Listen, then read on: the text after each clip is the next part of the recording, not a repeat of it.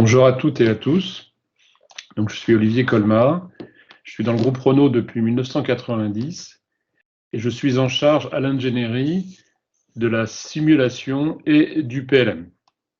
Et donc, je suis ravi d'être avec vous aujourd'hui et je remercie Christelle de Rouvray et Éric Debourg de m'avoir invité à ce ESI Live France. L'idée d'aujourd'hui, c'est de partager l'expérience que nous avons eue dans l'utilisation des produits de ESI autour du crash. Et donc, nous avons choisi aujourd'hui de vous illustrer les progrès qui ont été réalisés au cours de ces dernières années sur le cas particulier de la Clio 5. Alors, vous allez voir que ce véhicule est important pour nous et c'est une des raisons pour laquelle elle est un bon exemple pour illustrer la démarche qui a été opérée autour de la simulation du crash. Donc sans plus tarder, je vous propose de démarrer avec un rapide overview du groupe Renault. Je pense que, surtout en France, beaucoup de gens connaissent le groupe.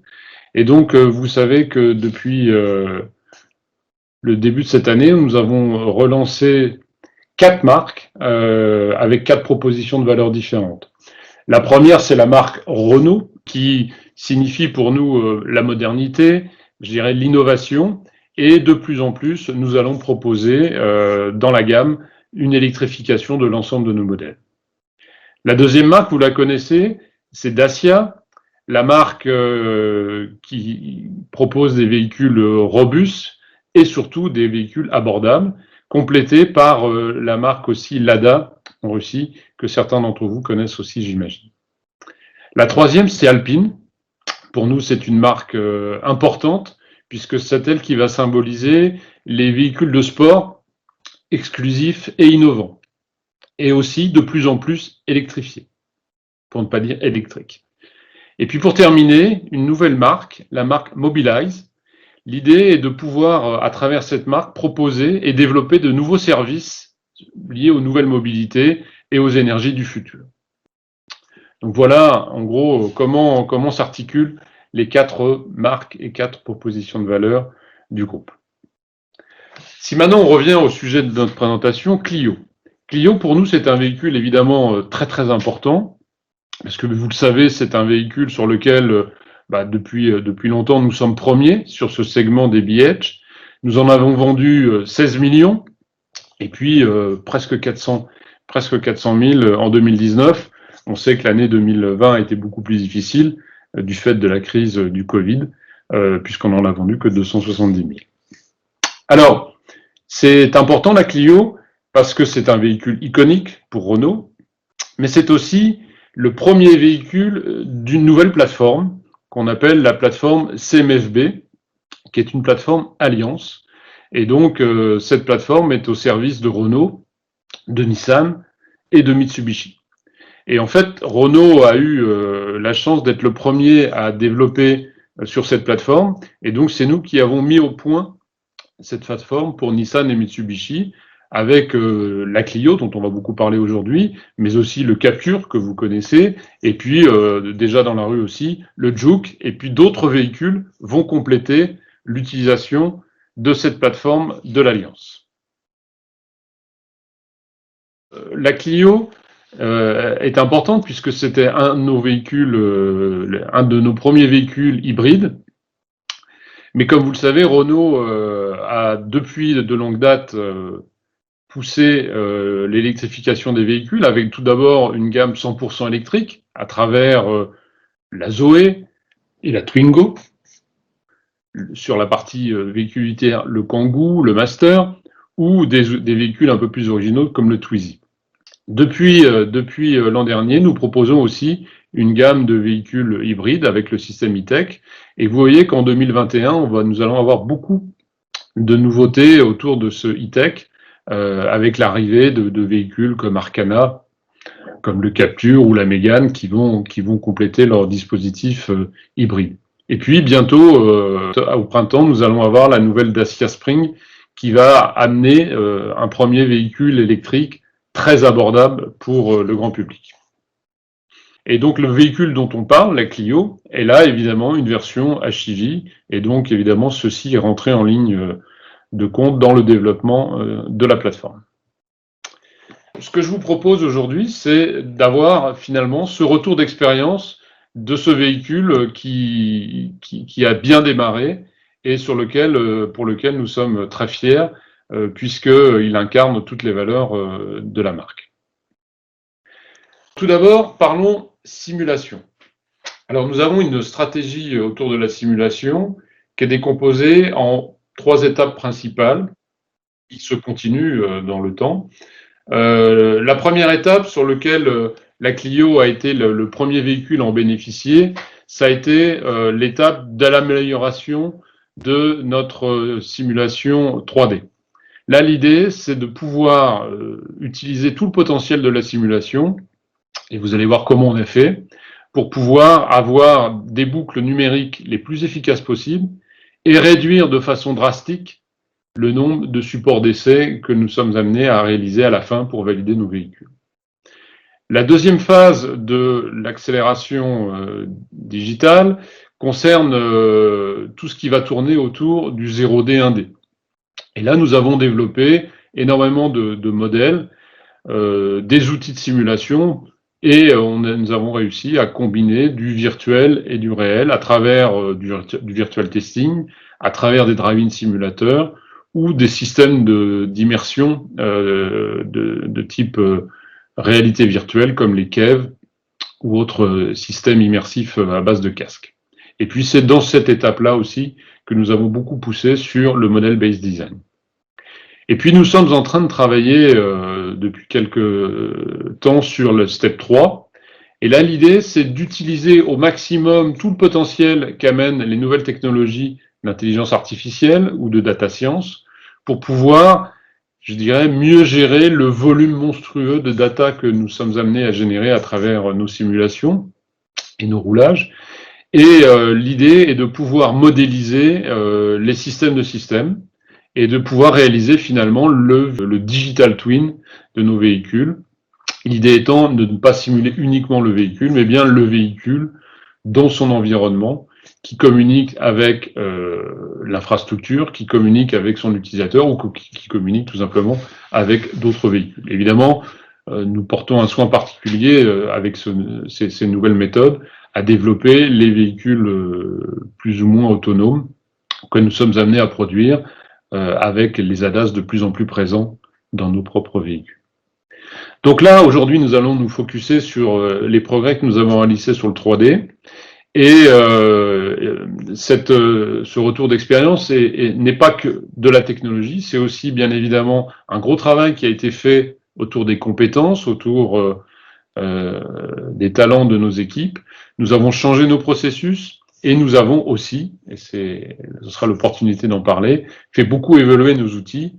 Et je tiens dès à présent à remercier ESI pour la collaboration efficace que nous avons eue sur ce sujet.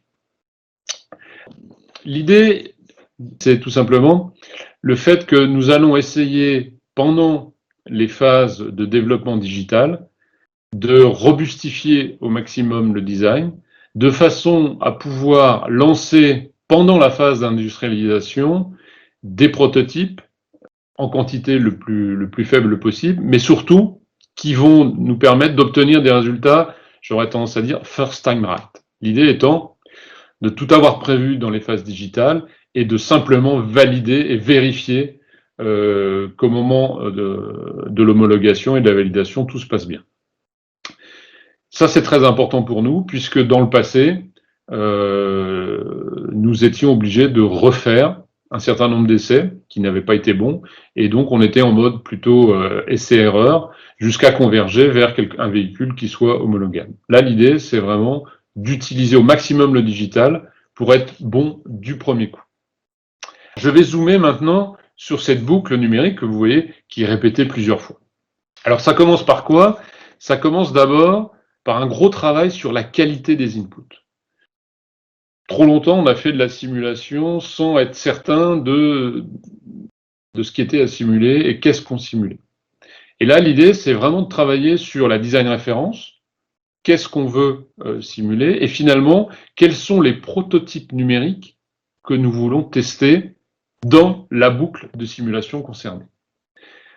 Ensuite, à partir de là, une fois qu'on s'est mis d'accord sur les prototypes et la diversité que nous voulions couvrir dans la boucle, nous pouvons définir une définition technique qui doit être partagée pour ensuite atterrir sur une baume.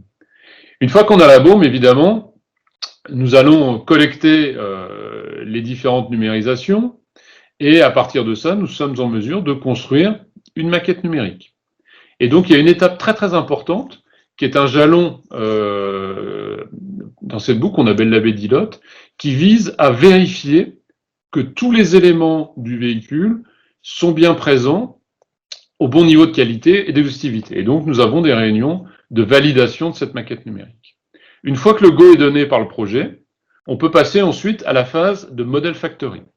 Là, l'idée, c'est tout simplement de transformer cette maquette numérique en modèle et de pouvoir faire tourner les simulations, diverses simulations. Donc, on a vu du crash, de l'aéro, etc., etc. Et une fois que ces résultats sont obtenus, les équipes de simulation vont pouvoir élaborer des contre-mesures pour revenir dans les objectifs au niveau de prestation attendu si le véhicule n'était pas au bon niveau. Bien évidemment, cette maquette numérique a d'autres usages, et vous voyez par exemple que dès les premières boucles, on a une complétude de la maquette numérique qui nous permet, à travers des systèmes de visualisation rendus réalistes, de faire des analyses de qualité perçue et d'identifier des défauts complètement en virtuel dans un CAV. Cette maquette numérique est aussi utilisée par les architectes pour faire des analyses, et puis par le process pour pouvoir mettre au point nos usines. Et donc tout ça va générer aussi des contre-mesures, et l'ensemble de ces contre-mesures, celles qui viennent de la simulation, celles qui viennent des architectes, sont réinjectées pour finalement relancer une boucle. Et donc on va tourner comme ça plusieurs fois, jusqu'à atteindre un bon niveau de maturité qui vont nous permettre de figer le design et de lancer les outillages de nos prototypes. Renault et ESI, c'est une longue collaboration. Comme vous pouvez le voir, nous travaillons ensemble depuis plus de 20 ans et Renault utilise évidemment la solution ESI VPS pour faire du crash, du calcul de crash, mais nous utilisons aussi toute la gamme des développements faits par ESI, comme par exemple les barrières, les mannequins, les human models, etc., de façon à pouvoir simuler l'ensemble des configurations que nous souhaitons tester avec nos véhicules. Ce qu'il faut noter, c'est que nous avons énormément appris avec ESI et nous avons aussi beaucoup progressé dans la façon de modéliser nos véhicules. Vous pouvez voir sur cette courbe que il y a eu une vraie rupture aux alentours des années 2010, puisque vous voyez que la voiture d'avant, la Clio 4, était modélisée avec 3 millions d'éléments, et qu'une Clio 5 a été modélisée avec plus de 7 millions d'éléments.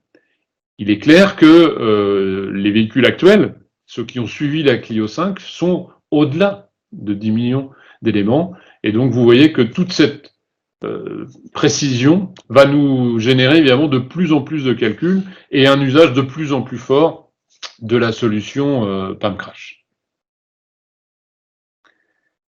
Ce qu'il faut noter, par exemple, c'est on voit ici les évolutions entre une Clio 4 et qui avait de l'ordre de 3 millions d'éléments, une Mégane qui a été la gamme suivante avec 5,3 millions d'éléments. Là, on avait ajouté, par exemple, les mousses de siège, les structures, les planches de bord, la retenue, alors que sur Clio 4, on avait simplement la structure. Et sur la Clio 5, on a rajouté encore plus, puisqu'on a mis en place tout le déploiement des airbags, des mannequins sur tous les sièges, les garnitures de porte, les batteries, etc. Et puis surtout, très important, pour les retenues, tout ce qui concerne les critères biomécaniques. Et ça, c'est ça qui a fait la grande différence sur Clio 5.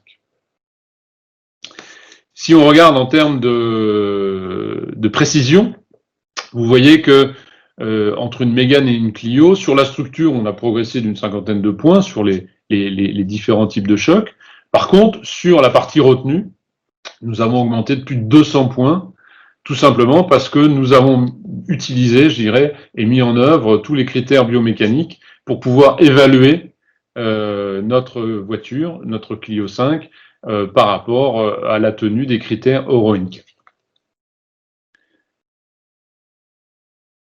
Quand on regarde les résultats, on se rend compte que, vous voyez sur cette petite vidéo, on a en superposition les résultats du calcul, obtenus bien avant d'avoir fait les premiers essais, et ce qui s'est passé au physique sur le premier prototype qui a été crashé.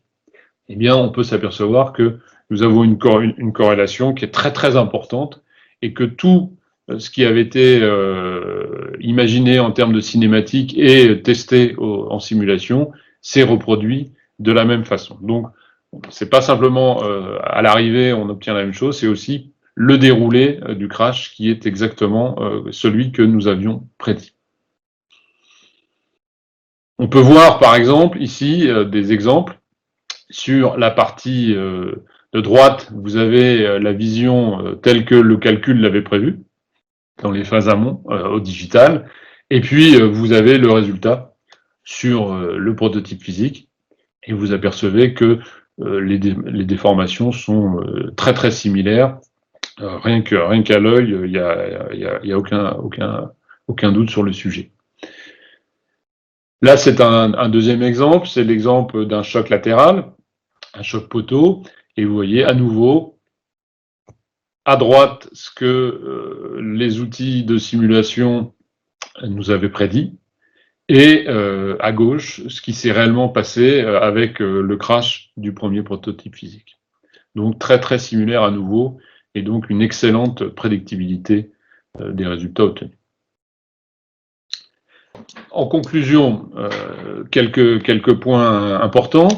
Tout d'abord, ce qui est très important pour nous, c'est de confirmer que grâce à la solution ESI, nous avons maintenant une qualité et une précision des résultats qui a fait un bond considérable, puisque nous avons énormément amélioré, je dirais, et le calcul est absolument prédictif, ce qui n'était pas le cas sur nos véhicules précédents.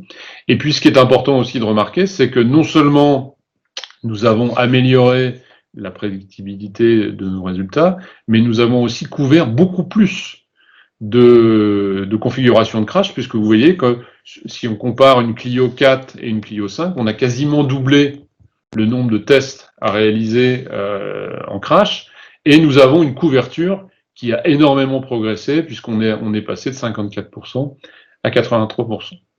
Tout ça, comment ça se traduit? Eh bien, ça se traduit tout simplement par le fait que, si on considère le premier prototype qui était crashé, eh bien, vous voyez que sur une Twingo ou sur un Espace, sur une Mégane, on atteignait péniblement le 3, voire le 4 étoiles en cotation Euro NCAP sur le premier prototype, évidemment. Après correction essai-erreur, tous nos véhicules ont pu passer la barre des 5 étoiles.